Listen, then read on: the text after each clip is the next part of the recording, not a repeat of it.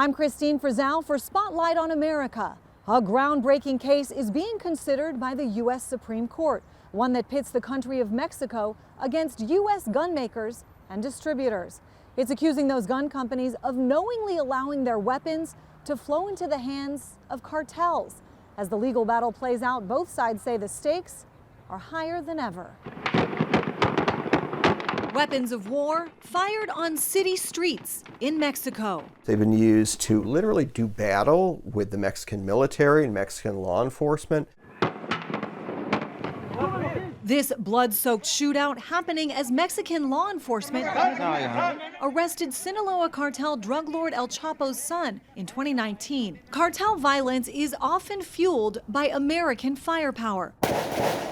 By some government estimates, hundreds of thousands of guns each year flowing south from the United States, a so-called Iron River. And to stop that, you need to, turn off the spigot. Attorney Jonathan Lowy has represented victims of gun violence for nearly 3 decades. Good morning. Now he's representing Mexico in a case that's made it all the way to the U.S. Supreme Court. Those criminal organizations, the cartels, do not have Second Amendment rights. Seeking $10 billion from 11 American gun makers and distributors, including Barrett and Smith & Wesson, accusing them of knowing their guns are trafficked into Mexico and making deliberate design, marketing, and distribution choices to grow that market, including selling to so-called straw buyers who purchase extremely powerful weapons with cash repeatedly. Most gun dealers just wouldn't sell to someone like that. They'd call law enforcement and say, I think we've got a gun trafficker in the store. But unfortunately, there's a small number of gun dealers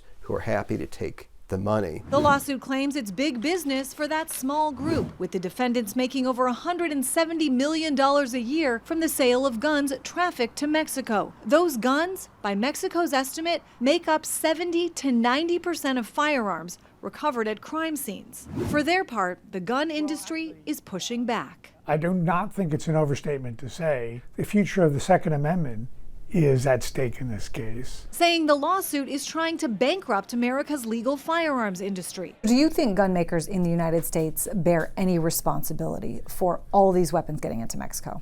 Legally, no. Larry Keene is president of the National Shooting Sports Foundation, which is not being sued, but has been outspoken in challenging the lawsuit. Is the fact that the cartels are being sort of armed indiscriminately a crisis? It's certainly a crisis for the people in Mexico, and unfortunately, part of the problem in Mexico is the systemic corruption within the Mexican government. Many of the firearms misused by the cartels in Mexico are stolen from government arsenals, or when soldiers defect, as they do, to go work for the cartels, they bring their firearms with them. When you look at the numbers, a lot of the weapons found, especially at the scene of crimes, especially cartel crimes, are in fact manufactured and purchased in the United States. The U.S. is the largest firearms industry, and it's not surprising that some guns are smuggled illegally into Mexico. That does not mean that a manufacturer or anybody in the licensed and lawful chain of distribution has done anything wrong.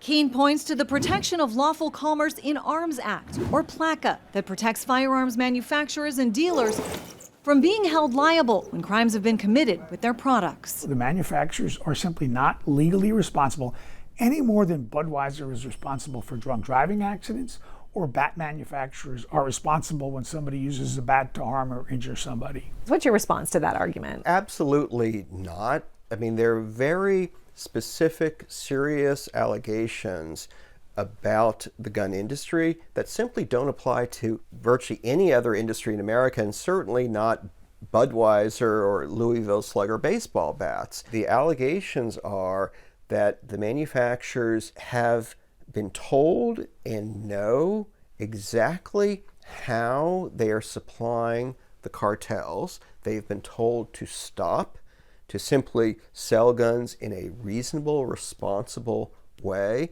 and they have refused in order to profit off the crime gun pipeline.